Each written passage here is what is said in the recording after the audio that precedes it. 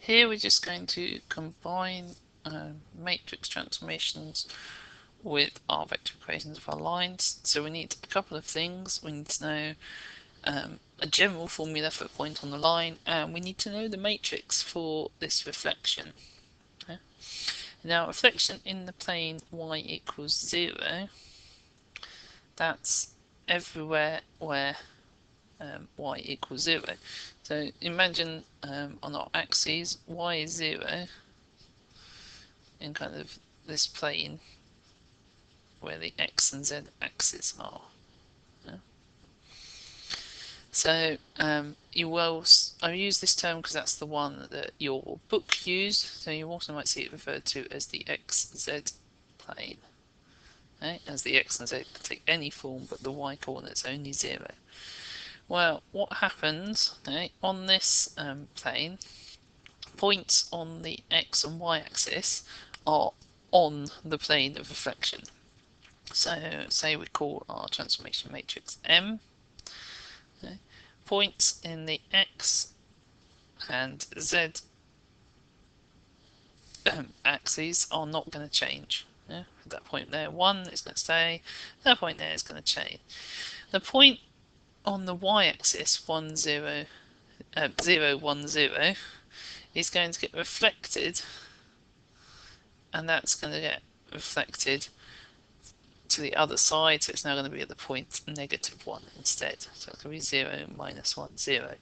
Because remember from our matrix transformations, the first column is where the point 1, 0, 0 goes. The second column is where the point 0, 1, 0 goes. And the last column is where the point 0, 0, 1 goes. Right, that's our general matrix. We also need a general point on the line.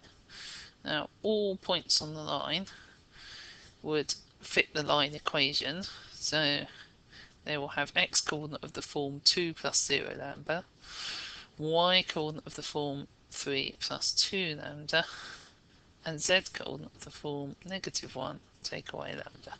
So that's a general point on the line. If you want to apply a transformation to a point, we write the transformation matrix, we write the position vector of our point, same as its coordinates, and we multiply those two things together. If you get these the wrong way round, you won't be able to multiply them without making up your own rules. Okay, so remember matrix multiplication, first row, first column, that's nice and easy. That's 1 times 2 plus 0 times that plus 0 times that.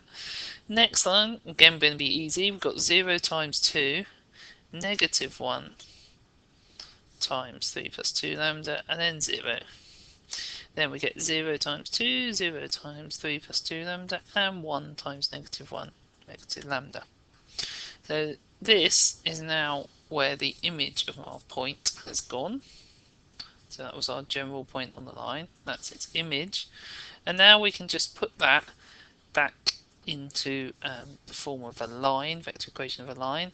So that's going to be 2, -3, -1, plus lambda.